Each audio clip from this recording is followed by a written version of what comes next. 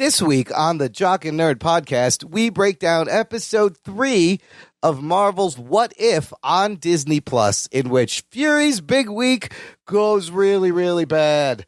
Plus, we're talking Spider-Man No Way Home theories, Easter eggs from the trailer as we try to figure out what exactly is happening in this movie.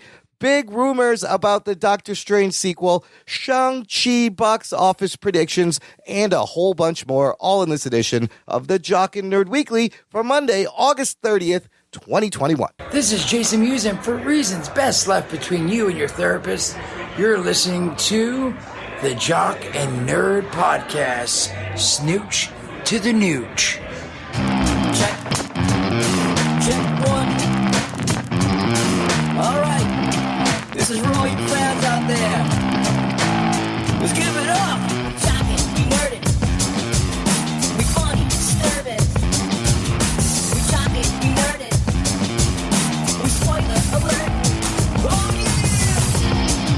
yeah! What's up, listener? Welcome to the Jock and Nerd Podcast, where we give you comic book and superhero TV and movie news, reviews, and whatever we choose.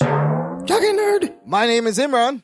My name's Anthony. He's the Jock. And he's the Nerd.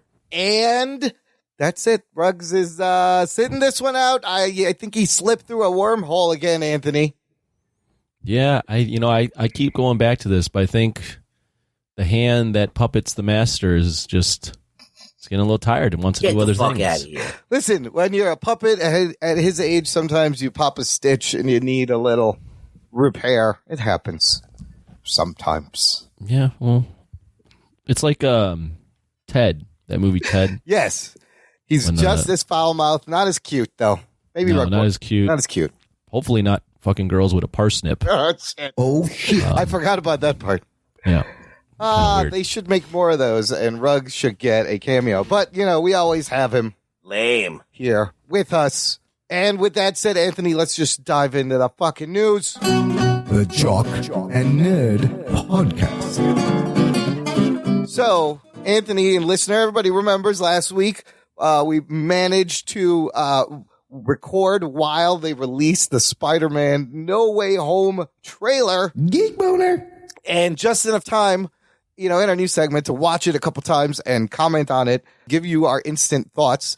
And Anthony, if you thought that's the last we were going to hear about that, you would be very wrong. I'm sure you think that wasn't the last. We have to. We're going to spend some time here breaking down this thing, coming up with some theories, because finally they gave us something, and we've had a week.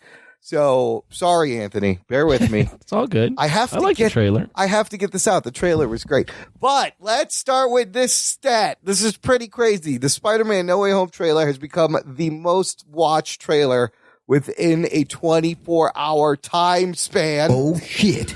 It was watched 355.5 million times globally in the first 24 hours, beating out the previous record holder, which was Marvel's own Avengers Endgame.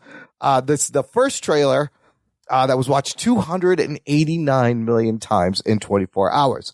Now, Anthony, how the fuck is this more popular than Avengers Endgame? What does this mean? Means this movie's hopefully going to make a ton of money, right? Hopefully. You would think the last one made over $1 billion. I am surprised that it had more views than Avengers. That's pretty crazy. Although the hype behind this movie is pretty high. I didn't think it was Avengers Endgame or Avengers Infinity War level, but still the amount of speculation that Tobey Maguire and Andrew Garfield are going to be in this has really, it's obviously shown through with the people's excitement, and people really want to see that. So I think that, and the fact that this trailer came out, I think trailers usually come out about 6 months before the movie's going to come out. Yeah, this one's been pretty late. Yeah, it's like 3.5 months, a little under 4 months.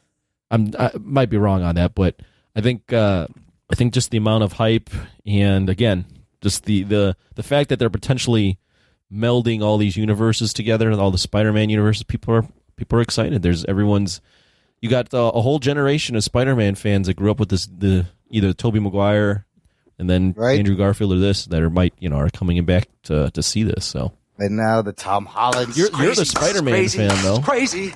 It's crazy. Look, and honestly, the trailer, like, it was a good trailer, but it wasn't like a blow you away fantastic trailer. No, I didn't think so. Right? It was just they gave us the plot. They find like all we were just jonesing for. What the fuck is this movie about? And now I'm like, what the fuck is this movie about? Yeah. The only thing I would say is I didn't think the trailer blew me away. But that being said, like we knew that Alfred Molina was in this. We've talked about some of the casting decisions.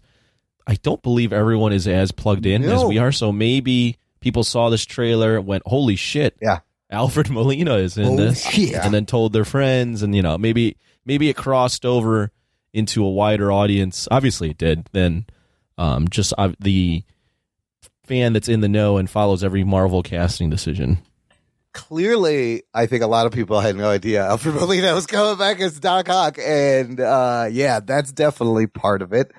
The other question this brings up, now that like Sony has seen this and Disney has seen this and Kevin Feige has seen this, do you think this will affect the Sony-Disney partnership?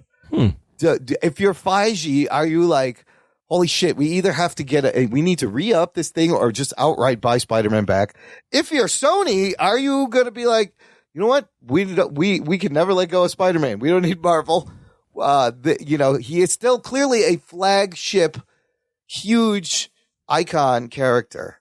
But does this, I kind of feel like maybe it makes it harder for Sony to re-up, and they'll be like, we don't really need you. Look at these numbers. Yeah, I think both sides are going to look at it and want Spider-Man, right? So I think Sony is going to look at it and go, "We're on our way. Like we hit it out of the ballpark with this partnership with Marvel was really good, but we hit it out of the ballpark with Venom, and we hit it out with Intro to Spider-Verse." Yeah, because I personally think this might be the last time we see Tom Holland in the MCU proper. I think you might be right. This may be his big out. And I think Sony is looking at this as like, we have Tom Holland. We're going to now, this will potentially segue him out of the MCU and into our Sony Spider-Verse, and it's still kind of tangentially connected to the MCU, so it's still, they can still market it as being canon, even though maybe it's a different universe, that doesn't, a universe that exists without any of these other superheroes, just Spider-Man and Venom and Mobius and whatever. And then I'm sure Marvel looks at it and goes, we need to figure out a way to renegotiate with Sony and get Spider-Man and more MCU stuff. Holland. Right. We got to have Tom Holland in this stuff. So I think both sides are going to look at it very pleased, but also one side being very pumped about their future with Tom Holland, perhaps, and the other one being like, we potentially want him back. And depending on how much money this makes, this is going to be interesting. Now, so on the Sony side, I remember bring up this little bit of news I was saving for later, but this may be a clue. Sony has rebranded their Marvel Universe movies. So remember, they were calling it Sony Pictures Universe of Marvel Characters. Spoomunk. Anyways, now they are calling it Sony's Spider-Man Universe. Oh, shit. And this includes Venom 2 and Morbius. You're probably going to see this more. They've officially pivoted and they're calling it Sony's Spider-Man Universe. So that means like they want to hang on. They're not going to give up. They think because they want to make a Craven movie and a Sinister Six, and they can do all this shit now with this momentum. They want to make all those Spider-Man characters into solo films, but the key is figure out a way to segue Tom Holland into all of this, and the multiverse is their way of doing it. So. And I'm torn. I don't even know what I want, because on the one hand, I'm not a huge fan of this Tom Holland Spider-Man, what they fucking did to him. And also, Sony has given us amazing Spider-Man films. To their credit, Spider-Man 2 and Into the Spider-Verse, So they've managed to nail movies better than Marvel has done so far. But I don't know. I don't know what I would want. Yeah, I don't hate on this Spider-Man as much as Rug Boy, and I don't know if you hate on it. I don't know what you feel about it. You change Spider-Man opinions like you change your fucking underwear. Depends what day it is. Yeah. So I don't know what you feel, but I don't hate on it. I don't think I'm not wowed by this version, but I do like him. I don't necessarily trust him in Sony's hands. I think Sony's hit it out of the ballpark with a couple of their films, but most of their stuff, I thought Amazing Spider-Man 1 was not good. Yeah. I thought Amazing Spider-Man 2 was terrible. Yeah, it didn't end well. Yeah, I wasn't the biggest Venom fan. Yeah.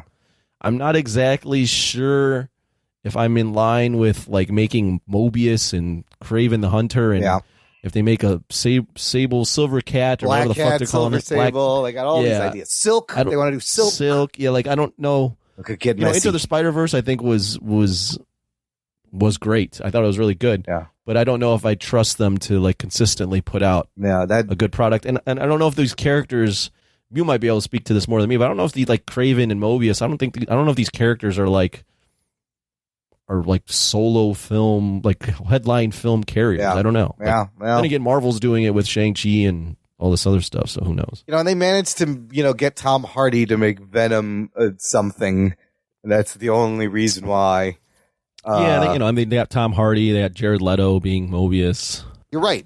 This is Kevin Feige's Spider-Man that he is groomed and crafted. It's clearly his fingerprints are all over this. So handing this Spider-Man to Sony, probably not a good idea. Let's talk about this Spider-Man. Let's talk some more about this trailer.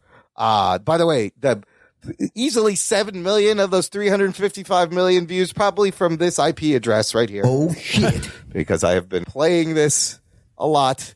I want to point out one thing, though, before we get to the trailer. And as the people on the internet have pointed out, this is fucking crazy.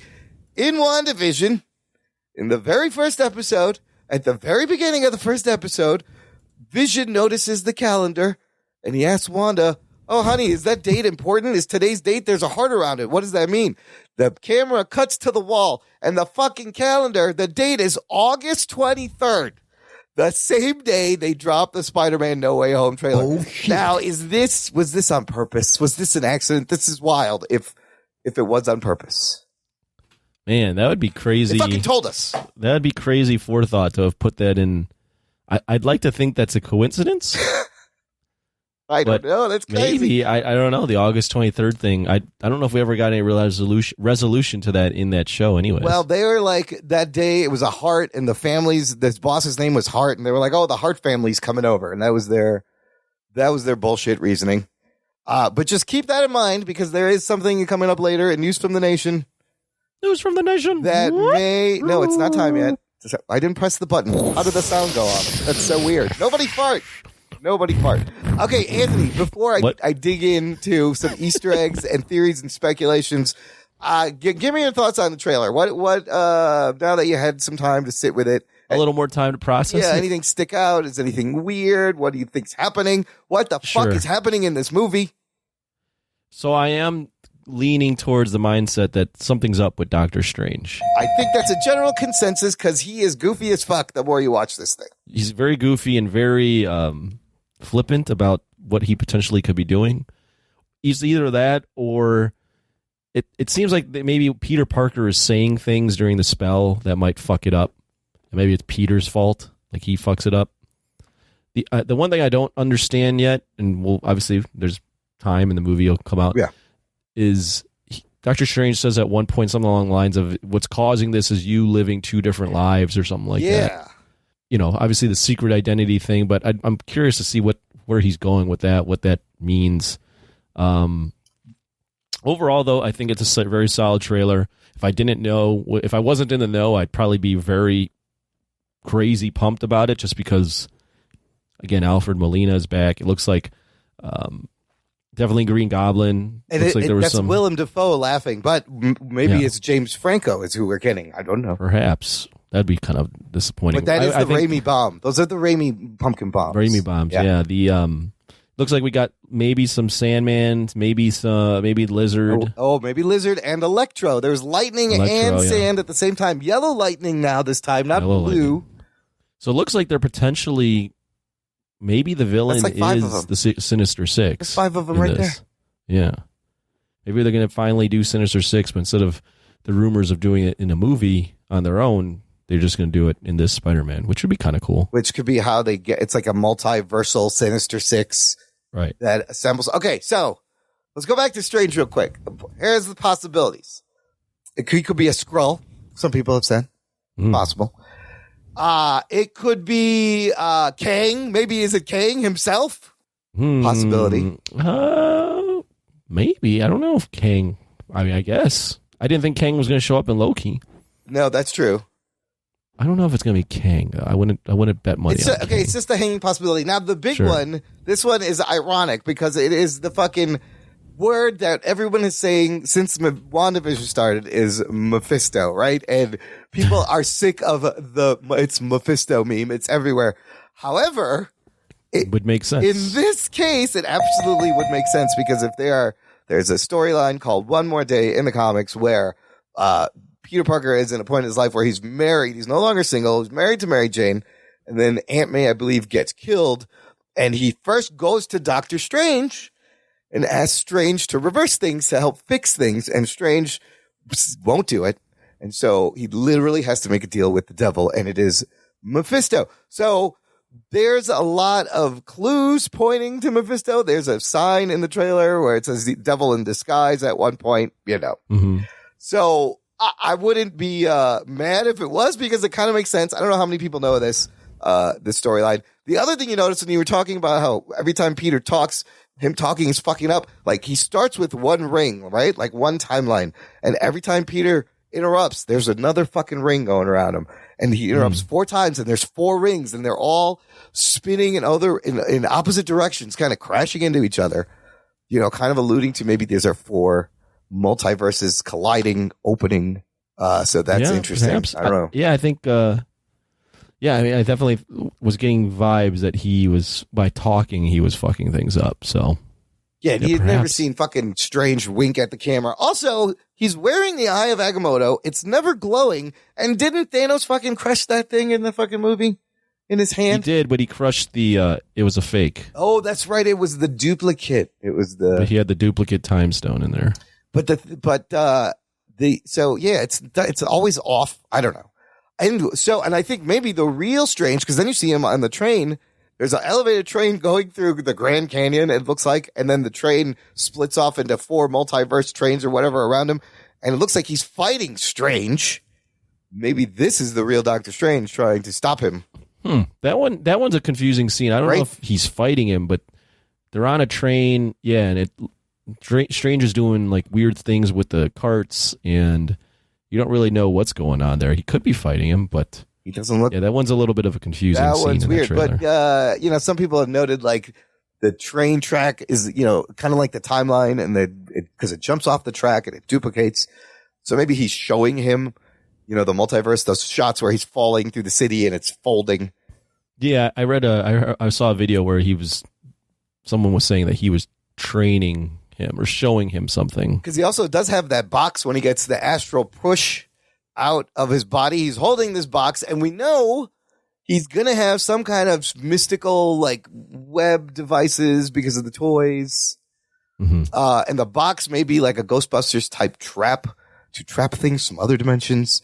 There's some great Easter eggs in the beginning. First of all, I love the beginning how Zendaya and Tom Holland, Peter MJ are lying down and looking up, kind of like Tobey Maguire, Kristen Dunst in The Web in Spider-Man 3, I think, in the beginning. Very reminiscent of that. But in the back, there's graffiti on the ceiling, and it says Ditko back there, which is so great. It's so good. And then just the imagery of the split Peter Parker Spider-Man mask, the thing that you always saw in the comics that was just such a cool...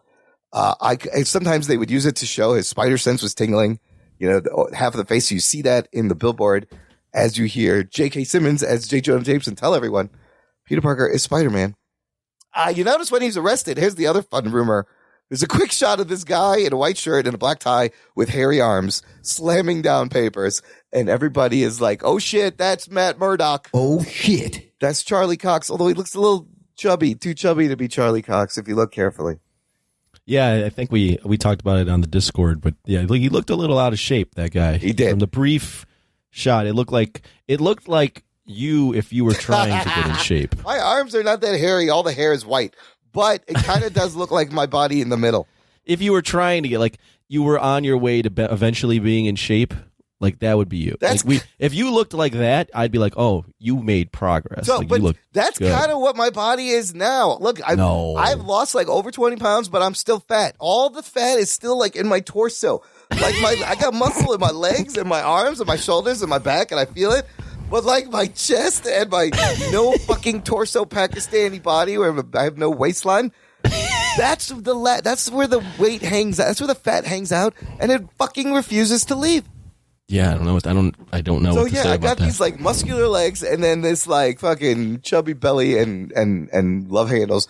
I don't know if I have to change my diet. I have to like stop eating everything bad. Yeah, well, as they say, It's so fun. abs are made in the kitchen. God, that's no fun to eat fucking chicken and broccoli for every meal for fucking 3 months and brown rice. I think you just would need to cut down on I have a sweet tooth. your fats and your carbs I have a terrible and your sweet tooth. sugars. Yes, yeah. that's the main thing. Is You could still you don't have to eat chicken and broccoli. No, not to make this no. a fucking diet Sorry. podcast, but welcome to the Paleo Cast. We'll help you get trim for life. No, look, a little Anyways. occasional bread is okay. I get it. If I really ate right. Anyways, I do kind of look like that. I don't know if that's Charlie Cox, but you're on your way to looking like Charlie Cox. Oh. That's what I'm trying to say. all right. I will take that. Except you had to have. I mean, your costume is just your white guy. I'm a brown guy that turned white. Turn white, yeah. You'd be like Spider Gwen, Oh, yeah. right? Yeah. Doesn't she have a white costume? Yes, she got a white costume. Just call me the albino Spider-Man. That's all I am.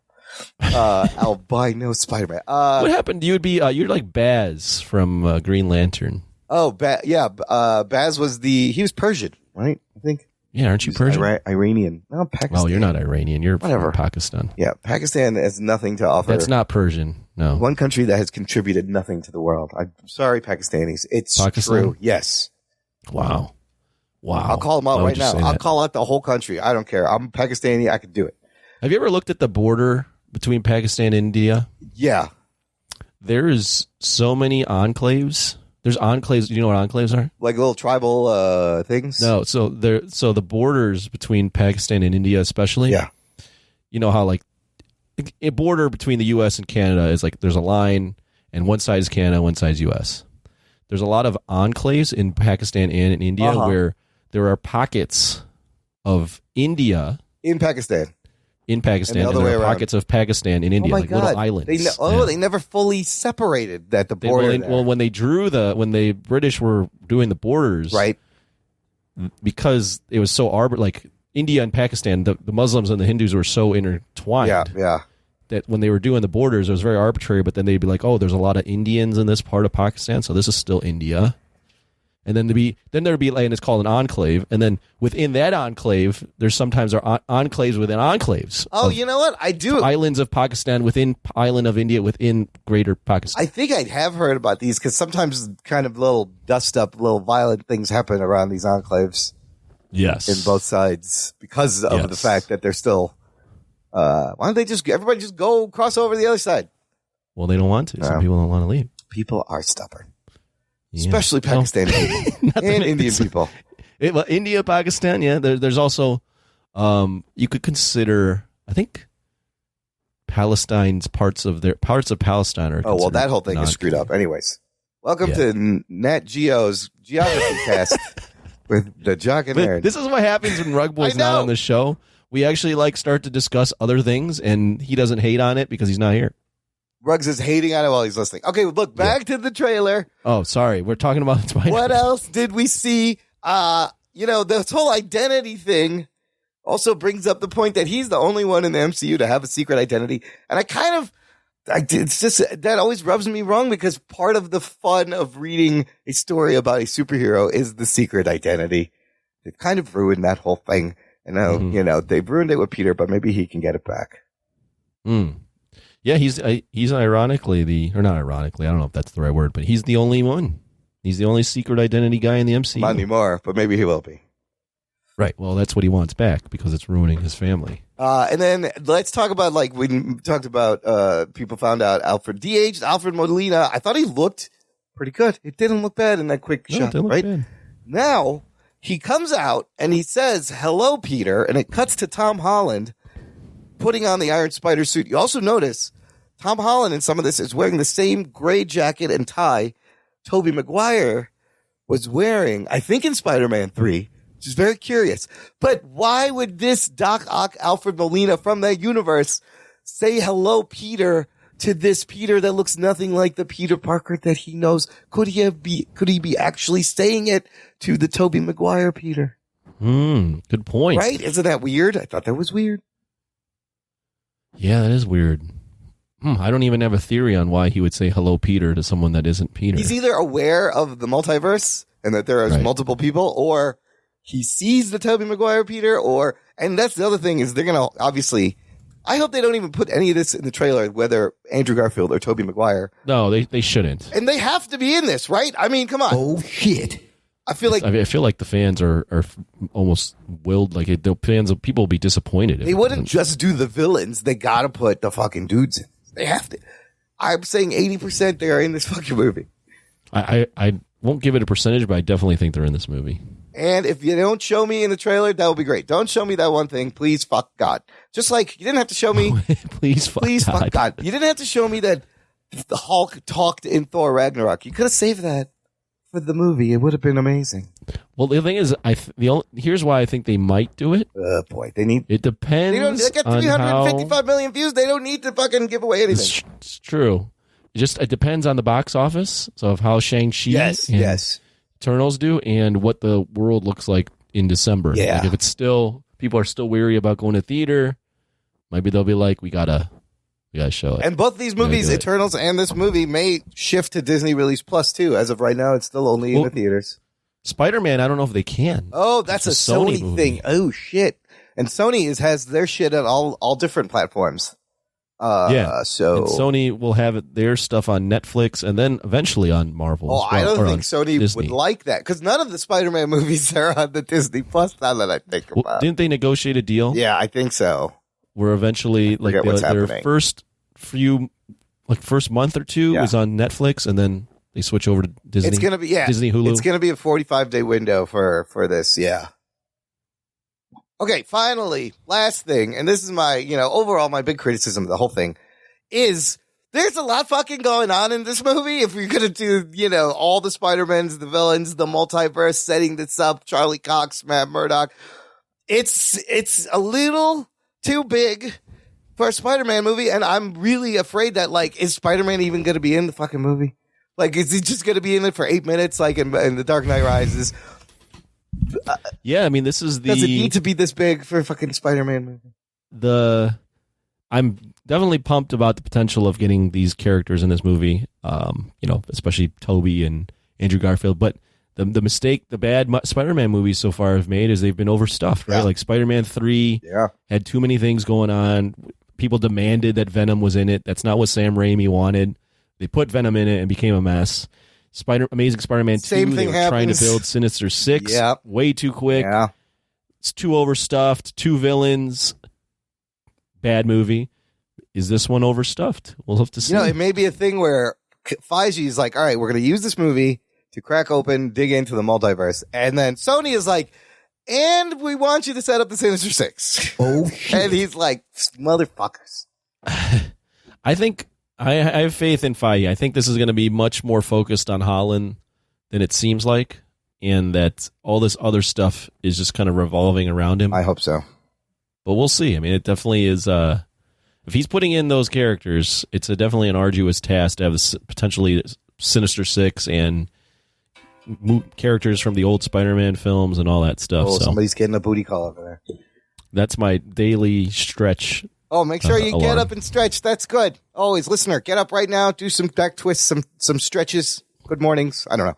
I would love to see a smaller Spider-Man movie moving forward. Obviously, if this, like we talked about, if this is out, this is Tom Holland's out of the MCU, I guess make it big. It's got to be big. It's the third one. But man, will we ever just get a nice, small, intimate, simple, straightforward Spider-Man? Is it just Spider-Man? I don't know. Also, Flash has blonde hair now. You notice real quick in the background, he dyed his hair. And there's a rumor, somebody said this movie's clocking in at like 150 minutes, making it almost like Avengers Endgame length, the longest fucking Spider-Man movie, which if you're doing all this, it might need to be 3 hours. I don't know. Listener, let us know what your theories are. Join our Facebook group. You can join the conversation and meet all our awesome listeners. It's called Jock and Nerd Nation. There's a link in the show notes. It is a closed private group just for you. We're all in there. You can chat with Rug Boy and geek it up in our Facebook group. Okay. I got one story that's some crazy rumors, Anthony, about Doctor Strange in the Multiverse of Madness. Oh, the let's hear sequel. it. Now, as with all rumors, take it with a grain of salt. But I also want to caution, as with all rumors, if they come true, they can become spoilers. So proceed with caution. Spoiler alert. Spoiler alert. This is why I put chapter bookmarks. If you don't want to get spoiled at all for Doctor Strange 2, you just got to hit forward. It'll go to the next thing. No problem. Hey, you want to hear this, right, Anthony? Let's hear it. Okay, so a rumor came out that in Doctor Strange, Multiverse of Madness, Wanda, we know Wanda Maximoff, Elizabeth Olsen's going to be in there. Wanda will be facing off against a Fox Marvel character, okay? Oh, shit. That's where it started. Now, more rumors come out. We find out that this could potentially be Professor X. Geek boner. That she is going to be fighting Professor X, and he will be introduced. Not only that, Variety's Chris Tapley has since strongly hinted that it will be Patrick Stewart as Professor X, which lines up to previous comments with Kevin Feige saying he has talked to Patrick Stewart. So this at viewer Anon, who is the scooper on social media, has become kind of reliable, has said Wanda is the villain of the movie, and she does have a confrontation with Xavier and Captain Carter, Geek boner. which we were expecting her to show up in live action, among others. Yeah, I think I said that last week. That Captain Carter was going to be in. I read a rumor that she was going to be in Multiverse of Madness. Oh, you did read that. Okay. Also, he says that they wanted Hugh Jackman for this role, and Hugh didn't want to do it. They wanted Wolverine to get killed by Wanda, which would have been interesting. So Wanda is potentially the villain, huh? She is now, so where we left her off, she's in the astral world looking for her children or doing God knows what. She'll be the villain. She's going to have to face off against Strange and Professor Xavier. They're also saying that he's going to try to set up the Illuminati. Love the Illuminati. Remember the Illuminati? Yeah, I like the Illuminati. Who's in your traditional Illuminati group there? Oh, man. The Illuminati was Professor X, Doctor Strange. I'm doing this off memory. Doctor Strange, T'Challa. Iron Man, T'Challa, Black Bolt, Namor. And Steve. then, no, Steve wasn't in the original. Steve Rogers He was in wasn't it later. in the. Oh, yeah, because he was too goody two shoes for them. Yeah, and Black Panther was going to be in it, but he thought it was, in the original version, he stood up and said this was basically a bad idea and he wouldn't join. I love the idea of this secret group of powerful Marvel characters who will make the hard decisions. Who will, that no one else wants. That no one else. That's why you can't have Steve Rogers there. They will kill planets, universes to save one. Yeah, it's a great idea. It's a great concept. Yeah. And they all represent, so the thought was, like, Black Panther represented Wakanda, even though he didn't join. Namor represented Atlantis. Black Bolt represented the Inhumans. Professor X represented the mutants.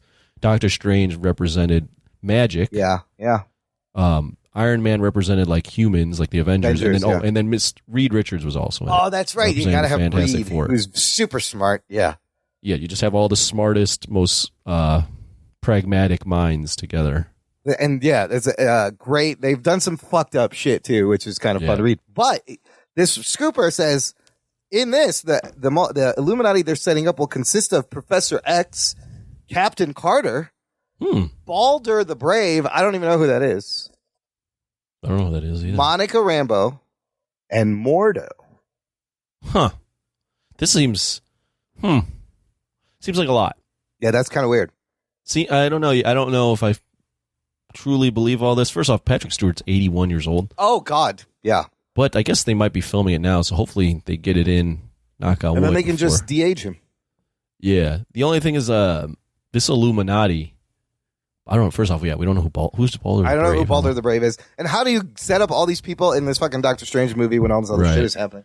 And Monica Rambeau has, like, just been set up in the MCU, but I wouldn't have thought of her character as being someone that would be in the Illuminati. Like, I don't know if she's built up you wouldn't like look at her and be like, oh, she's a person of authority that would definitely be a part of the Illuminati. Well, they may be setting up her being a bigger character for like in the Marvels movie.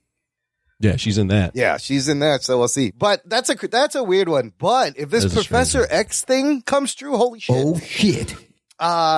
This would be the introduction of mutants, and they would use the multiverse to do it, and it would make a lot of sense. Yeah. Make a lot of sense. Can't wait for that. Yeah, we'll see how it goes. I'll tell you how it goes. It goes this way, listener. Where's it going? You're going to visit jockandnerd.com/shop, and you're going to buy a lovely niche podcast t-shirt with a Jock and Nerd logo. Jock and Nerd. And then you're going to go out into the world and spread the geekery. Check it out. We got lots of fun things. Sales all the time. jockandnerd.com/shop. Okay. Last thing in the news. Let's finish up with this. The big thing, obviously, Shang-Chi coming out this week. Geek Boner. The day after the show posts, actually, on the Thursday, September 2nd, Friday, September 3rd, whatever. It is still, Rotten Tomatoes score is now 91%. I believe that's where it still was. Now out of 126 reviews, 7.6 out of 10. So Nice. It's still holding a pretty fresh tomato meter rating. Now, Anthony, here's my question. Let's do this. Yeah. Suicide Squad, the last comic book movie to come out, R-rated, opened to 26 million domestic box office. Not the best. Lame. Black Widow. Lame. Black Widow, before that, in July, after the delay and the suing and everything, opens to $80 million. Oh, shit. Domestic, a lot better opening, all right? Mm-hmm.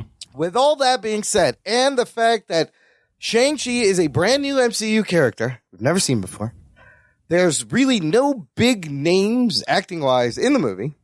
Mm-hmm. It is only in theaters, right? Mm-hmm. But there is a Delta variant. Mm-hmm. But it's Labor Day weekend, Mm-hmm. so you're getting the 4 days. All that being said, how much does this make domestic opening weekend? Your prediction? 50 million. Oh, shit. Oh, shit. I think it will do, and that'll be considered good because, first off, we have COVID, Delta variant. Labor Day weekend is actually a shit weekend to open up because a lot of people take that as like the last weekend of the summer to They're go out going and away travel on and do vacation. something. Yeah. But what's going for it, I think there's the Marvel cachet. Granted, it's a new character, but Free Guy, its opening weekend made almost 30 million, which is more. And Free Guy was one of the only movies that had come out that was exclusively for theaters. So I think this being exclusive to theaters, Marvel cachet, good reviews, I think this will do better than the Suicide Squad. And then you had F9 opening at 70 million. But what F9 had going for it is, like, I think a lot of people had been pent up and wanted to see something. I don't know what I can't get a pulse on what people want to do with the variant out. 50 million, you say? No, I think if it does 50 million, I think I'm if gonna it be does, optimistic. Yeah, no, if it does that, it's I think that's a success. I'm gonna get real specific. I'm gonna go 48.5. Oh, Wow. shit. 48.5. Somewhere, split the difference between that 26 and that 80. Who knows? This is an experiment. Not in that way, Simulu. We already went over this. Simu, That's not what don't Bob get your Chapek panties in a meant. bunch about this. We're not saying This is going to be interesting. We're not criticizing you. No, and I think, It will be interesting. it's reviewed well. Everyone seems to say it's a great fun ride. So I can't wait to see it. Don't forget to record your instant reaction for the Patreon. We haven't done that in a while. Text me. Okay. Yeah. Okay.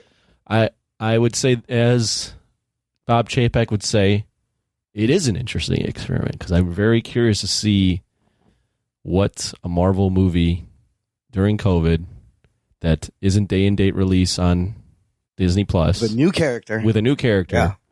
What does that do? What normally this movie you could expect it to still do well Yeah. because Marvel's just built up their brand, but will it do well in this circumstance? Time will tell. And it's only going to be in the theaters for 45 days. Well, I mean, it'll be in there longer, but after 45 days, you'll be able to watch it. Stream it. Yeah. At Right. home. There you go. That's what I meant. Again, this is not, Black Widow had the Scarlett Johansson effect. We wanted that. This is going to be interesting. And I think then Eternals will be interesting to see what they do with it. And Spider-Man, the movie that has the potential to make $1 billion in normal time, will be another interesting test. And that's like so far away, even though it's just December. Anything can happen between now and then. Let's take a quick break here, play some promos. When I come back and ponder another What If Episode 3 review right after this. After these messages, we'll be right back. Do you like Florida Man? Do you like crazy shit? Do you like titties and strip clubs? Why are you laughing? Because I do. You know I do. This is the show for you.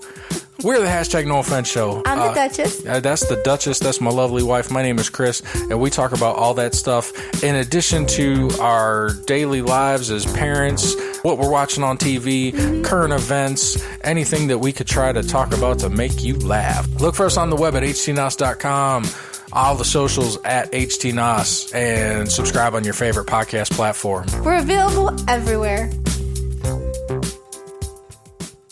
We'll get you back to your regularly scheduled podcast in just a minute.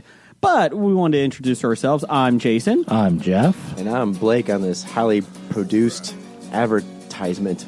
That's right. It's the History of Bad Ideas, a.k.a. Hobie.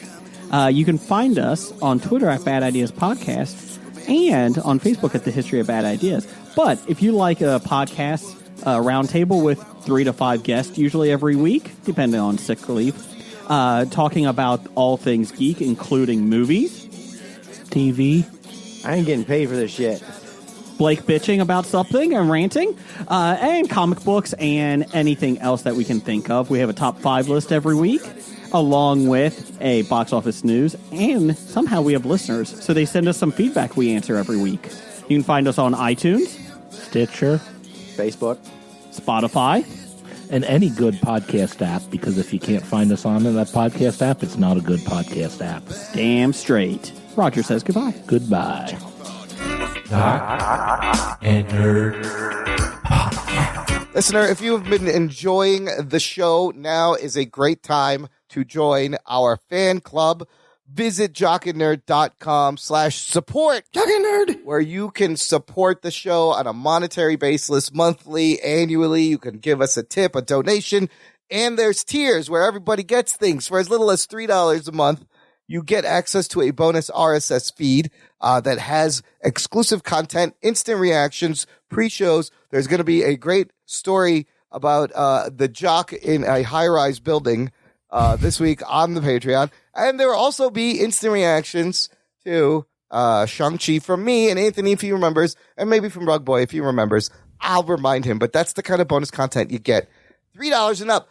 $5 a month and up, everyone gets Discord benefits. You have access to our exclusive Patreon-only listener Discord server, where we are hosting monthly hangouts, usually on the last Thursday of every month. We just did one. The next one, everyone, mark your calendar.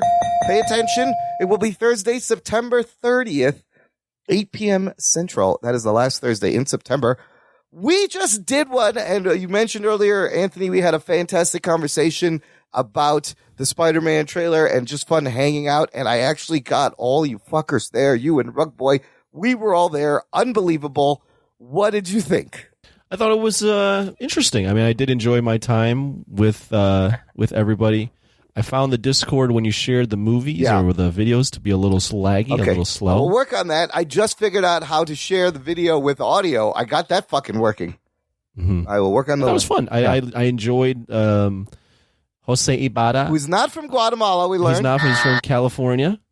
Daryl K. was on Daryl there. was there. Blake. Yeah. Blakemus Braden was on there. Blake Braden was there. Blake Braden. Lisa and Morrison, then also the badass, Lisa Morrison, who's our resident female, just overall badass, and responsible for kicking people out of the Jock and Nerd Nation. We had a wonderful time. Come hang out with us. So join us next month. We will have one every month. So $5. Lenny, if you're listening, I want Lensations on the next one. Listen, Lensations, if you're free, we'll make a special exception and get you in to hang out with us. Oh, is he not contributing $5? I don't think. Let me check. I will check. I don't remember. If he knows. He knows. If he does, he would have got the message that, hey, you were invited to this thing that I send out every month. So yeah, but he might be doing a live drawing. Lenny Romero, Lensations on Instagram. Yeah, does a lot of art. Sometimes he does live drawings. He's very and talented, too. Very talented guy. Plugging him right now. Follow him Go on look, Instagram. check out his art. Yeah.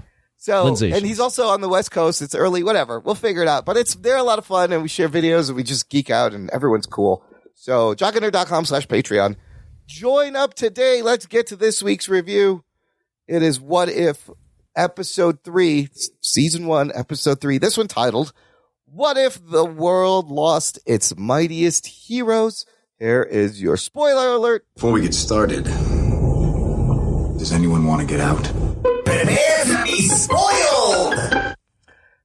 This one, returning voice cast, you largely have many of the Avengers from the movie. I'm just going to point out the oddballs that are replacing some people. As Lisa Morrison mentioned, you have, during the Discord, she pointed out we have the fantastic Lake Bell, does the voice of Natasha Romanoff. Lake Bell does the voice of Poison Ivy on that Harley Quinn show that it's really good. So that's why it sounded familiar. And she's done a bunch of things. You have a dude named Mick Wingert voicing Tony Stark. And I also thought he did a pretty good job as the Tony Stark. I think he's done them in cartoons. I think so. And the other notable thing, I wish Ruggs was here because we had an animated fucking Frank Grillo. Oh, shit. As Brock Rumlow in the episode. Rug Boy's favorite actor of all time. He got to see him and hear him in animation. And then a surprise appearance by Betty Ross, not voiced by, was it Liv Tyler? That one, Liv Tyler. Yeah. This is Stephanie Paniciello voicing Betty Ross, but everyone else, Tom Hiddleston, Mark Ruffalo, Jeremy Renner, Clark Gregg, fucking Coulson. Remember, I was like, I want Coulson back. Well, holy shit, I got me some Coulson this episode. Anthony, overall thoughts on this one before we kind of dive in. This one's premise basically being, what if all the Avengers got killed before they could become the Avengers? That's the basic premise, really. Yeah. It's, if you've read Nick Fury's Big Week, or whatever it's called. Yeah, Fury's Big Week, which is a prequel comic book. Sure, right. That if you read that prior to Avengers, you would know that Iron Man 2, Incredible Hulk, and Thor all happen within 1 week of each other. One crazy week. And that's where Fury basically assembles the Avengers. But in this one, before he even has a chance to assemble the Avengers, there's someone that is knocking them off one by one before he can do that. What'd you think overall in terms of, like, this is now the third one? We had mixed reactions to the first two. Right. Yeah, I mean, the first one, not my favorite. Kind of a soft opening. Was expecting a little more from What If. Second one, as we talked about last week. Lots of fun. Although it had some flaws in terms of its writing, I thought it was awesome, very entertaining. This one, more awesome than the first one. More so awesome. Not as fun as the second one. Yeah. But still very interesting. I like the idea of you just killing everybody. Yeah. Like every character just gets killed, right away, and you like, what the fuck is going on? What the fuck's going on? It's kind of a murder mystery type thing. I enjoyed it. It was a lot more. You don't really see in a lot of these MCU films the heroes die, and then for them to just be like, yeah, we're killing all of them. That's a good point. Basically all of them in this episode. It was just, it's just a different. It just was crazy as well. I like when they go crazy. Yeah. And it's not something we've seen in the MCU. That's a crazy, fun, risky thing. You know what? The first time I watched it, I was like, it's all right. It didn't really grab me. I just thought it was okay. I watched it a second time, and I kind of appreciated it more, and I love the way it's jumping through his week, and it's going through the movies, Iron Man 2 and Hulk and Thor, and things are different, and things are similar, and there's some fun reveals about this universe. And this is not, to be clear, I found out, I guess this is not, we saw Coulson and, Fury and Clint at the end of the first one when Captain Carter pops out of the portal, right? Mm-hmm. This isn't even that version of them. This is another version, right? Right. Completely. Yep. So I love how it opens on Monday, and it opens Fury's Big Week in Iron Man 2 with fucking Tony Stark in the donut and everything and refusing to join the Avengers, and then she stabs him with the thing, and then he just fucking dies. And I love how you hear the beginning of the Avengers speech in the car, and then she like cuts him off, which is kind of fun. So right away, you're like, what the fuck just happened? Right They off the just bat. killed Tony Stark. Right. And then we get to see Coulson, Clark Gregg, returning as Fabulous, and Natasha is accused of killing Stark. And this is where you meet Frank Grillo. Now, this fucking scene in the truck, she's arrested, and she busts out of this truck. I thought this fucking scene was great. I thought the action was great. The really rapid-fire punches kind of reminded me of, who does that? Like Captain America kind of does that? What scene is this? In the truck when she breaks out and she's given like the real quick jabs back and forth and kicking. I mean, that's Captain America, Black Widow too. Any of that Russo action from like Winter Soldier and all that it was very reminiscent of. That was a great scene. I thought that was some good action. I will say, still throughout this whole thing, have you noticed the mouth animation is really weird? Yeah, I didn't get too caught up in it, but I did notice a few times where the mouth is moving, and it's like, that's not how the words would form out of the lips. It looks really strange, and the lips are floating around sometimes, and like it just looks awkward. I don't know what's going on. And then we cut to, I love how they have the post-credit scene with the hammer in the desert, and Clint's there, and I love this slide where he's talking about nobody can lift the hammer, and Clint's like, no one can lift it, not even Jackson, and he does CrossFit. And can't move the fucking hammer. You know what? When he said that, I was like, Thor came out in 2011. CrossFit was a thing. Oh yeah, was CrossFit a big? But were people making references like that? I don't think they were making references. It was kind of like mid to early CrossFit. That was early CrossFit. It was early CrossFit. Right? Yeah, I think it goes back a few more years too. I think that one. I think they overthought that one. Dude, that's when I got into it. Was around that time, 2011. In 2011. Yeah. Oh yeah, you're an OG. I was OG CrossFit. Yeah, that's when my sister turned me on. You were dropping barbells on your head before anyone else. Before anybody knew what a box jump was, motherfucker. You were scraping your fucking knees. I bet I could lift that hammer. Probably not. I do CrossFit. Well, you are worthy of something. Can you imagine you picked up the fucking hammer and you would turn into something amazing? This guy is worthy of me as Thor would be amazing. You would your shoes would be curl, like have the toes that curl up, or like a He-Man thing where like I become big. No. I have the power now. No, you turn into Aladdin. Is that what you're saying? Yeah, that's racist. Shit! From your part of the world, right? The dude from live action Aladdin. Yes. There's a fucking my prayer rug starts flying. What? I didn't even know I owned one. The fuck is this? I love the moment Thor shows up, right? And he's taking everyone out, and Coulson is like, we got somebody, and he's really hot. He's got great hair. And then Coulson is like, no, that's an accurate description.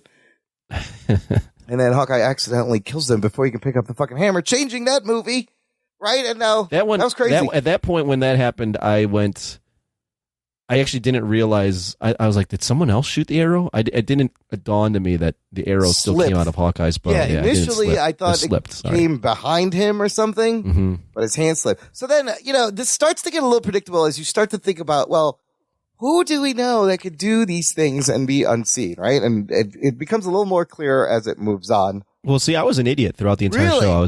I was dumb. I was like, who is doing this? I don't know who's going on. Even when they mentioned later Hope. Yeah, when they say Hope, I was like, whatever. Oh, fuck, of course.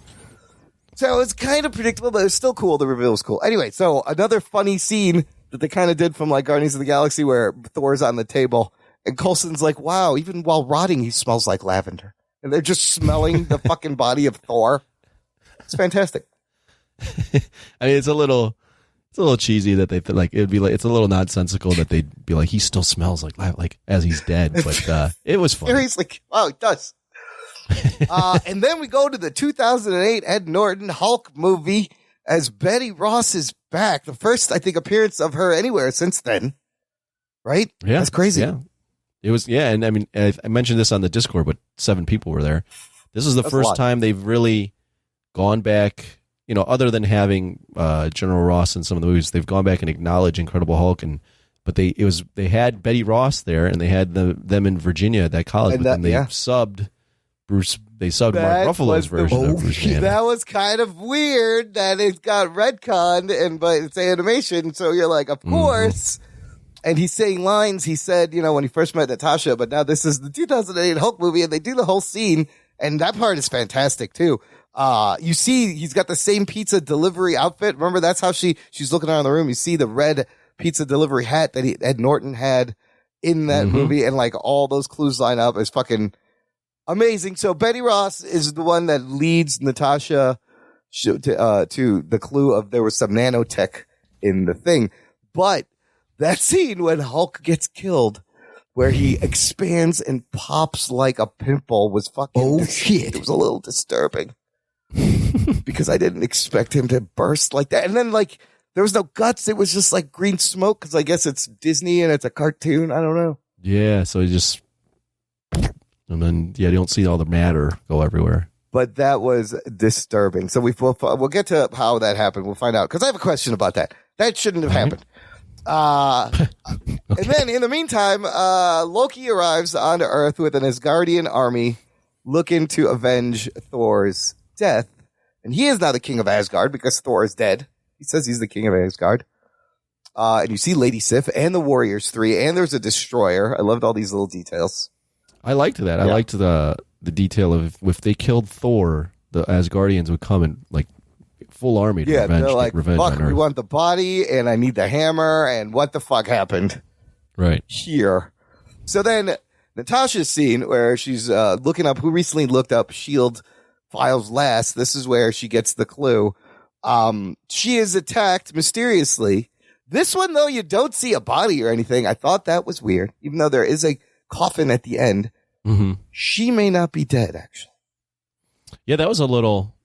even then, I was still like, what's going on? I still didn't realize that was fucking she's getting Ant-Man. thrown around by something that you can't see. I thought it was Ghost. I was like, this is an odd choice. Well, but you were on the right line there. Yeah, we have Ghost from Ant-Man and the Wasp is the villain. You are on the right track there. It's great technology. And then another great bit, we find out fucking Coulson's S.H.I.E.L.D. password, and it's hashtag Steve, I love Steve 0704. It's shit. 0704 is Steve's birthday, the 4th of July. Steve Rogers. It's fucking hilarious. I mean, that's been a running thing where he's just obsessed with Steve. I love it. Yeah. And then she leaves that message. It's all about Hope. At that point, I was like, oh, Hope Van Dyne. Of course. It's a fucking shrinky thing. It's going to be one of them. I didn't know exactly who. But, we learn that you see Isabella's diner from Thor, which is kind of cool. That's where Fury's hanging out. And you see Captain Marvel's pager. And then Fury visits Loki first and then finally confronts in the cemetery in San Francisco a fucking old, mad Hank Pym wearing the yellow jacket outfit. He used to be Yellow Jacket in the comics. Yep. And he is mad because Hope in this reality is dead, and he blames S.H.I.E.L.D. He blames them for killing his wife, too, I think. Now, what's interesting is Fury, first of all, Fury is acting weird, and there's a reason for that, but he tells Hank Hope was killed on a mission in Odessa. Where have we heard this Odessa mission before? This is where the Black Widow met Winter Soldier for the first time. Remember? She mentions, and he wounds her. So in this reality, instead of Bucky wounding Natasha, Winter Soldier fucking kills Hope Van Dyne, who's probably sent on that mission instead of Natasha. Makes sense. That's the Nexus event, though, that changes the course of history. Yes, I hope Van Dyne dying would be the Nexus event. That was what went different. And like this one, it was kind of confusing because it wasn't like an explicit, here's the moment that changed everything. And I was kind of confused. So I was like, Hope is dead? How? What? And then they explain it. So it was a little clunky, but... And then, Fury's completely out of character, and he's jumping around like he's got superpowers. This one I'm not a dummy on. I knew it was Loki. Obviously. Yeah, because Loki's pulled this trick before where it's a duplication cast. And what was it in Avengers where he did the thing where there was a bunch of him? Mm-hmm. That was the original Thor, actually. Oh, it was in the first Thor, and they're laughing just like he reveals to Hank Pym. But that scene was cool because he's just fucking smacking down Hank. Left and right. He's just smacking him out of the air even when he turns little. So then Pym goes and he admits to killing everyone. He was in the injector in Tony Stark's neck. He went into Clint's ear and did something unclear. He threw an enlarging disc at the Hulk's heart. Now, here's a question. Can we pause for a second? Because sure. Didn't Ruffalo talk about this? Bruce Banner talk about how he can't even kill himself. How if he puts a gun in his mouth, the big green guy comes out and spits out the bullet. Yeah, I didn't put much thought to it because I think this shouldn't have happened. Yeah. I think it's just the fact that he was so small, he was able to put something in his. I imagine he put something in his like growth hormone that just let him grow uncontrollably. Well, I guess if you're going to enlarge the heart and maybe it's just pumping blood faster and then it changes his physiology that he can't. I don't know. Thinks it's organic. I mean, there's people in the world that have gigantism. With giant hearts or giant organs. Everything just grows uncontrollably, and if it's not that gland isn't operated on, they'll die. Yeah. I don't know if they'll burst, but they'll enlarge like Hulk. Right. And then the whole thing ends with we find out Loki goes to the UN and very easily just kind of takes over the world. He's like, you people need a ruler. This is what you've been craving. I'm here. So he makes the speech that he was making to the Germans in Avengers. Yeah, he was going to take them over, and no, so that's funny. And then at the end, you see Fury find Captain America's shield just like he does in the movie, except this time, fucking another Captain Marvel, shows up next to him. Oh, that wasn't Brie Larson's voice either. That was somebody else. One line. But yeah, he's forming the Avengers with Captain Marvel and Captain America. Yeah, the two captains. So that's what would happen. That's all he's got left. Everybody else is fucking dead. Maybe Natasha's alive. We didn't see her body. So, yeah. Maybe this is the start of him making the multiversal Avengers. Well, I think from this one, like every episode, I think someone is joining this final episode, this Guardians of the Multiverse. So we got Captain Carter. Last episode, definitely T'Challa Star-Lord is joining them. Mm-hmm. This one, I think it's Fury is going to be the guy that's going to join these guys. Maybe supervise. What is it called? The Guardians of the Multiverse? The Guardians of the Multiverse. It's going to be the last episode of What If. And listener, you've already watched the next episode because it's out now. But overall, I mean, fun. They did take some risks. It wasn't as wacky as fun as last episode, but it was still pretty fucking wacky and crazy. But they're still just going through the movies. Do you want a spoiler for who the Guardians of the Multiverse are or no? Spoiler alert. Let's do it. I named three of them. I'm warning you. This is just a poster that I found online. I'm not sure how reliable this is, although it looks pretty reliable. Rumor, okay. Captain Carter. Yeah. T'Challa Star-Lord. Yeah. I believe this looks like Black Widow. Okay, see, she's not dead. Thor. Which Thor? Oh. Male Thor. Yeah, but okay. Doctor Strange looking real evil. Okay, there's an evil Strange thing coming up. That might be the next episode. Oh. And Killmonger. Oh, I can't. Oh, because there's like, what if Tony Stark was saved by Killmonger episode? And then the Watchers standing above all of them. Ooh, I like that. Geek you know what? I think I'm down with that if that's how it turns out. Yeah, we'll see. We'll see. It's a leaked poster, it looks like, but we'll see. So that all tracks because I believe in an episode we're going to see like an evilly looking Doctor Strange. Maybe we'll see. I don't know about the Gamora. If there's going to be a Gamora-centric episode, there's definitely Killmonger is showing up later. What's the next? I think the next episode's a Thor one. Hold on. Let's see if we can find out. It's a Doctor Strange-centric episode. I think the one where he's the Sorcerer Supreme already. Okay, like so what if Doctor Strange is the Sorcerer Supreme? That is what we're getting. Huh. That'll be interesting. So they're going to go back to the Strange movie and fuck things. Yeah, looks like it. I'm interested. All right. Well, it's out now, listener. You've probably seen it. You've probably seen it. You're listening to us. You're like, you're probably like, these fools. What about fucking Doctor Strange? I already watched it. Switched days and to then Marvel, take advantage. Listen, Marvel fucked us. Yes. Marvel said, Jock and Nerd Podcast, fuck you. How dare you do this to us? Fucking That's Marvel. what I was thinking. And then this is what Marvel said. I am altering the deal. Pray I don't alter it any further. God damn it, Marvel. Okay. Fucking Marvel. Let's do some news from the nation. It's time for news from the nation. It's time for news from the nation.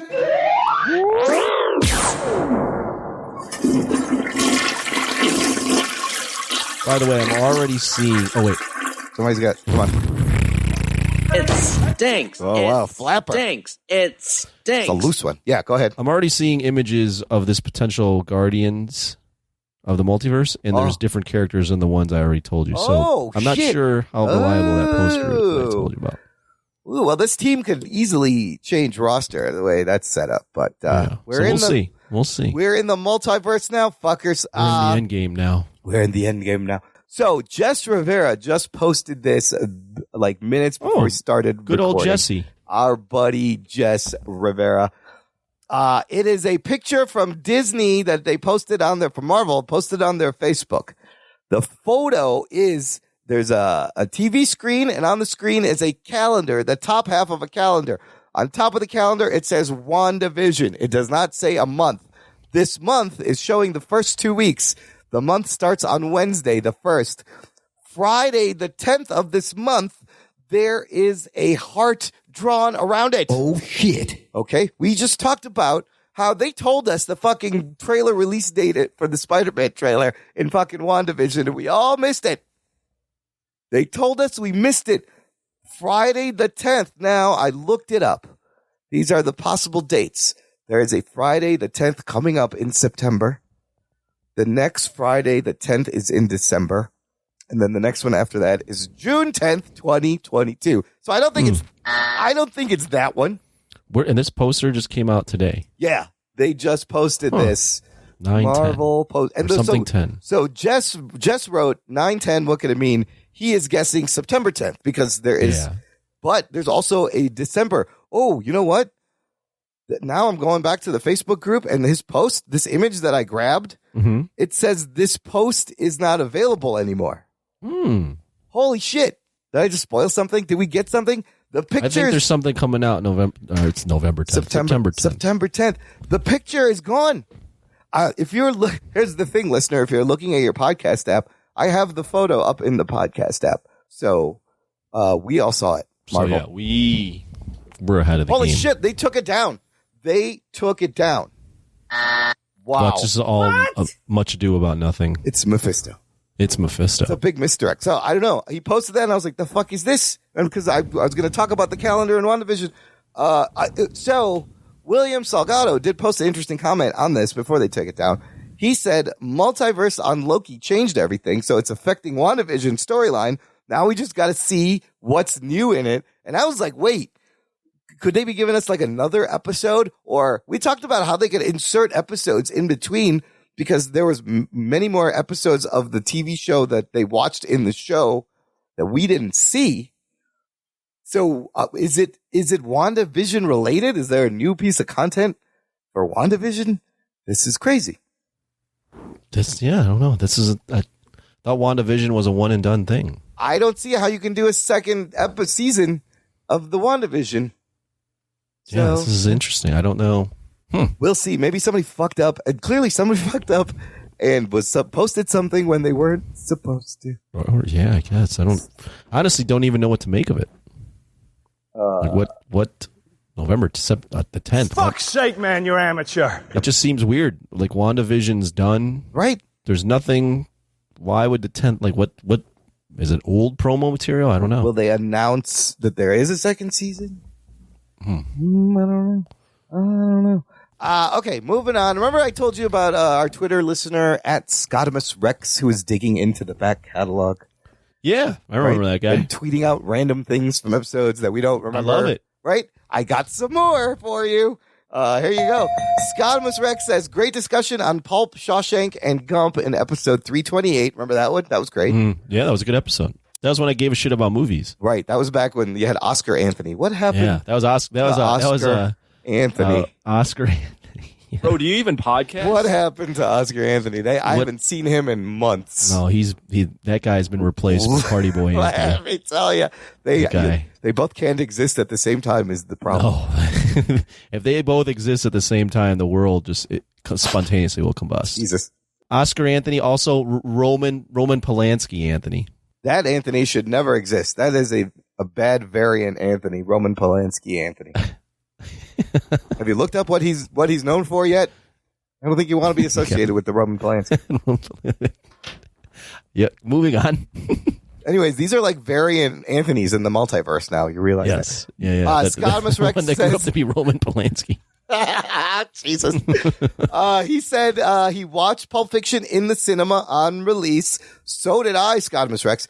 He said the thing that told me this was subversive was when Vincent takes off his shoes and he has a hole in his sock. Small thing, but says a lot. I like that. Next comment. This one's interesting. He says, Sad there's a What the Fuck Happened episode for Dark Knight Rises.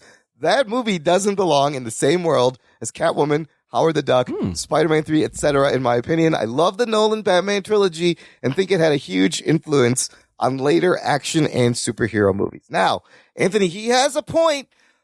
It doesn't belong with those movies, but it does kind of belong in the What the Fuck Happened area. Sure. Yeah, I would go. It's not obviously Catman. It's not that bad. No, it's not Catwoman bad. But it is one of the more disappointing films of all time for superhero films, because you had The Dark Knight, you had obviously Heath Ledger had gone, but you hired Tom Hardy to be Bane. You had all these things. It's Christopher Nolan. It's the end of his trilogy, and for it to be written so poorly, I think was why we had to do a what the fuck. Huge leaps in logic and shit don't make sense, and Batman's in it for 8 minutes in the costume, and it's one of Nolan's worst films. If he didn't come out with Tenet, I think Dark Knight Rises would be his worst. You got Tenet up there at the bottom too, huh? Oh, I hate Tenet. Tenet is a weird one. Yes, Tenet sucks. But yes, it is probably one of Nolan's worst movies, and there was a lot of anticipation after The Dark Knight. It was just a severely disappointing movie. Yeah. Still, but has really great things. For example, Scott Rex tells us what he likes about it. He said, I enjoy it, I think, because Batman feels in peril in a way we don't see in Begins or Dark Knight. Joker, Scarecrow, and Ra's might put Gotham citizens in danger, but Batman will always be able to beat them once he gets his mitts on them. In Rises, I worried Bane had the best of him. I can see that, because he did that, and I agree. Cracked his fucking cowl open.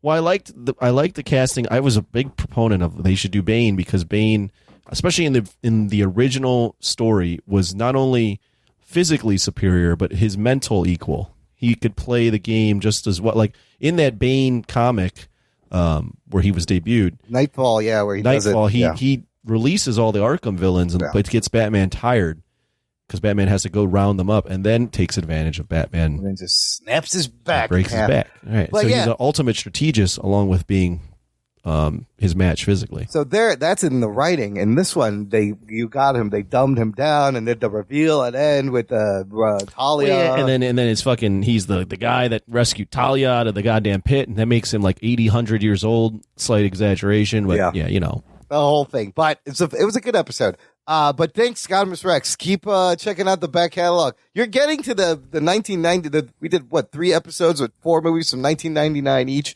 I'm curious to know what he thinks of those. Those were fun. Yeah, those 90s episodes. Yeah, that was crazy. There's so many great movies in 1999. All right, let's finish up with some. What are we watching, Anthony? You watching anything? Trying to think. No. Gotcha. I did. Here's what I watched. Yeah. I fucking got sold.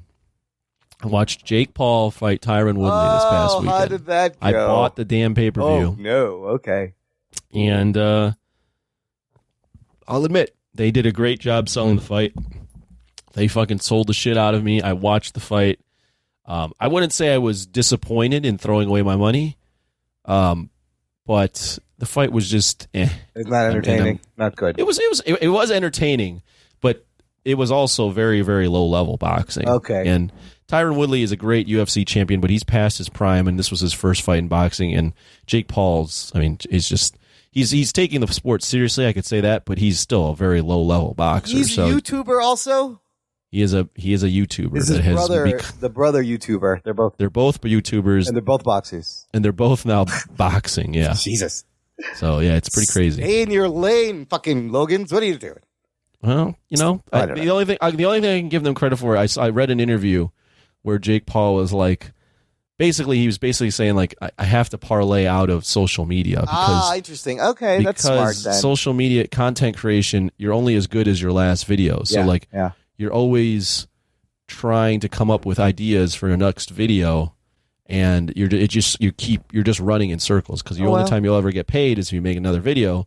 But to make another video, you got to come up with an idea. And so he was like, I'm trying to parlay this into other things, and boxing is one of the things he's been doing. Wow, I'll give him credit for actually having some forethought. So one of them is more serious about the boxing than the other. I would say Jake Paul is more serious about the boxing than Logan. Okay. Logan is, I think, the more popular one overall, but I think Jake Paul is getting on his level almost. Does he have potential if he keeps doing these fucking matches? Can he do something? No? I mean, he's never going to be like a champion boxer, but if he keeps handpicking opponents, okay, that I mean, he's clearly he's smart. The guys he fought an amateur fight against a YouTuber. Then his first pro fight was against a YouTuber. Then he fought a basketball player. Oh. Then he fought a UFC fighter, Ben Askren, who was like the worst striker in the world in boxing. And then he fought Tyron Woodley, who Tyron Woodley basically should have won the fight if he just would have thrown more punches. Wait, wasn't Tyron Woodley the guy that was supposed to be in Spider-Man Far From Home and then got fired or something? Oh, I don't know. I think he was. I don't know about that. He turned down a role. Hold on. What? He was supposed to be in Spider-Man Homecoming. What? Yes. Have you found that? Yes. Wow. It's from comicbook.com. Here's what it says. Dropped out. According to Tyron Woodley, UFC fighter, said he's no longer part of Homecoming. He revealed the news during an interview. He because I remember I think he said he was working on a Marvel movie, and I think maybe they fired him before he was supposed to say something. Then I don't remember. Yeah. He was supposed to be in Spider-Man Homecoming, and he kind of leaked that he might be in a Spider-Man movie, and then they got rid of him. But he said he backed out to pursue other projects. Yes. He said he had previous obligation with Fox, but I think they really told him to leave. I don't know. Yeah, he was going to be in Homecoming. That's the guy. Tyron Woodley. Tyron Woodley definitely did a great job promoting this fight. He also he should have fucking won the fight. It's so bad. He lost? He lost by split decision. It wasn't like he put on a terrible performance, but he didn't. He would have won. He should have just won. He should have won if he just threw more punches. Yeah. But I don't want to even get into it. Okay. It's such a circus thing that I watched that it's not even worth really analyzing. What happened to real boxing? All right, here's something I know you're going to want to get into. I did your little assignment for me last week. Oh, yeah? I watched Gamera, Guardians of the Galaxy from 1995. Guardians of the Universe. Guardian of the Universe, whatever it's called. Guardian of the Universe. From 1995? From 1995 on Amazon Prime, and I kind of dug it. And I love that it's free on Amazon Prime, and the whole trilogy is up there. You liked it? I did. It's well made for 1995. Think about it. It's 95. I was kind of surprised. It looks amazing. The shots of Gamera looked amazing. I love the whole Gaios bird thing. Even the Gaios looked good, and the story wasn't bad. I watched it in Japanese with subtitles because that's the way to watch it. That's the only way. They don't have it dubbed. Don't watch it dubbed. And I didn't watch it dubbed. I watched, but some things in here were very. It's in Japan, right? It's in Japan. Tokyo. So, they have shots of people this is 1995. They have shots of people watching the news on big screens, in downtown. And that's the shit you see in the Spider-Man trailer now. But this is fucking 1995. And I was like, this is crazy. So, fun movie, great final act. Was a little bit confusing. I didn't understand some things. What didn't you understand? So there's a part where trying to base this off memory, by the way. The girl shows up. He's fighting Gaios. The girl shows up with the Kama amulet that she holds and turns red. Obviously, she can communicate with him. And he just forms out of fire at one point. And I was like, wait, did he die before? And now she's bringing him back? No, he was there. And then there's a big fireball, and he comes. He's made of the fire. That part was really weird. I don't remember that. You don't remember that part? It's at the end. It's in the final battle. Here's what I really want to ask you. I love the movie. It was fun. I think I will watch the trilogy every week and give you a little report. And I'm going to watch the older ones because now I want to watch the 1965 one. I was going to say that's the next assignment is you have to watch the next one, which is Gamera Advent of Legion. So I will watch Legion, and then should I watch the third one? Yes, of course. But Advent of Legion is, I think we told you this last week, is considered one of the best, if not the best superhero kaiju films of all time. I mean, it's the shots of him are sometimes they're really impressive looking, and I know it's miniatures. The miniatures though are so detailed when they're crashing into the building. I was like, they had to make these things look like they had little bricks and they had little insides, and there's so much detail. It looks fantastic. That. Think about the amount of work that these guys are doing. This and is then all they just smash it. Yeah, this isn't done on. I mean, doing it CGI, I'm sure there's a lot of work behind the scenes, but this is handmade stuff. Yeah, these buildings, they look amazing. And there are moments where he looks really cool. Here's my question. Yeah. How the fuck does this thing fly? Okay, listener, in this movie, sometimes Gamera, who is a giant turtle with two big teeth, sometimes he has legs and arms and he's walking around upright, right? Yep. Sometimes those legs and arms are replaced with fucking rocket jets. Oh, shit. What? They're rocket engines. And sometimes it's just his bottom legs. Sometimes he has to spin to fly in a straight line. Other times he can just do the two back rockets and fly in a straight line. Yep. And I'm like, the fuck is going on here? Well, if I were to put on my scientific kaiju hat, he can spit fire. He can spit fire. So yes. he clearly has something in his body that can produce flame, something combustible. Okay. So if you think of his body as like an fuel. engine, Where's the fuel coming from? it's from his body. He's generating his own. That's a lot of fuel, too, because he's Right. fucking flying a He's lot. flying and he's a big guy, yeah. All right. Okay, I'll allow it. Yeah. No, I liked in the beginning how he was like a giant floating atoll, and then they were actually digging into him. And what were those little comma things, though? Was it his teeth? Was it a part of him? Commas? Yeah, there was like little comma amulets with holes in them, and there was a bunch of them in him, and they had them, and that's what the girl wears to talk to him. Yeah, she inadvertently gets the amulet and becomes bonded with him. To be honest, I this is the one that I don't revisit all that often. It's good. It's good. It's good. It's just not when you watch the next two. Again, we'll see what you think. Okay. Well, when you watch the next two, you're like, first one's good, but these next two. Oh, this is my favorite part. Gamera, clearly, when they're on the bridge and the Gaios is attacking and the guys are running to each other and the guy's running to save the kid, Gamera pops out. He clearly just helped the humans. Mm-hmm. He blew up the fucking Gaios bird. It exploded. The dude even goes, Gamera is on our side, right? Mm-hmm. The next shot, all of the military is just shooting missiles at Gamera and not the fucking bird. And I'm like, what are you doing? He just saved them. It takes him like another 15 minutes to figure out that, oh, wait, I think he's on our side. We should probably stop shooting missiles at him. But like, he's chasing Gaios and they shoot at him instead of Gaios. Yeah, you know. They want to capture the Gaios. Yeah, they're great. confused. There's a lot of people explaining things and talking about making decisions. Talking about making decisions also. It does that thing or like we'll take care of this. There's a lot of talking in these movies, but the kaiju action is really, I mean, for its time it was like super revolutionary. Yeah.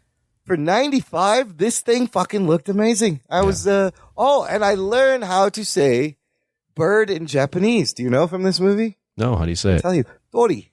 Oh. Tori. Oh, is that where you were? That's where you were on this Japanese kick because of this? A little bit because of this. And when my sister was over a few weeks ago, she was doing Duolingo and I was sitting next to her and she was doing Italian and Japanese. And I started just fucking translating Japanese just by listening. I was like, oh my, Nico, I believe is cat. Tori is bird. And I remember there was a lesson about a bird. And within 15 minutes, I'm like translating Japanese sentences somehow. It was fucking wild. So, by the way, that fire, yeah, he just absorbed it. That's what it was. Oh, so there was an explosion, and she showed up to take it. I see. He got dropped into the plant, and then the fire engulfed him. But then, because he's kind of from the fire, he absorbed it. It looks great. So, if the second one is better, I'm super excited. Geek boner. All right, I'll report next week after watching the second camera. The second one, watch the second one, and then watch the third one. Just every week. I mean, the birds look great too. Everything. The Gaios actually in this film, I think the Gaios look better than Gamera. Maybe a little bit. Gamera looks he looks still a little childish. He gets a little. It's those eyes. It's those big ass eyes. The design eventually gets like tweaked every film, and he starts to look less childish. But Gaios looks fucking menacing. Gaios is great. No, this was fun. And then after the trilogy, I'm going to go back and watch the 65. Oh, and then watch that'll be those hilarious to compare. Yeah, watch those. Good stuff. All right. Well, that's it. Everyone, go see Shang-Chi. See Shang-Chi. Shang-Chi, because it's the only place you can see it. Oh, sure. And we will talk about it next week. And let us know your thoughts. All right. Thanks for listening to the Jock and Nerd podcast. My name is Imran. My name's Anthony. He's the Jock. He's the Nerd. We'll peep you next time. What? That's a big fuck up right there. funny. Jock and Nerd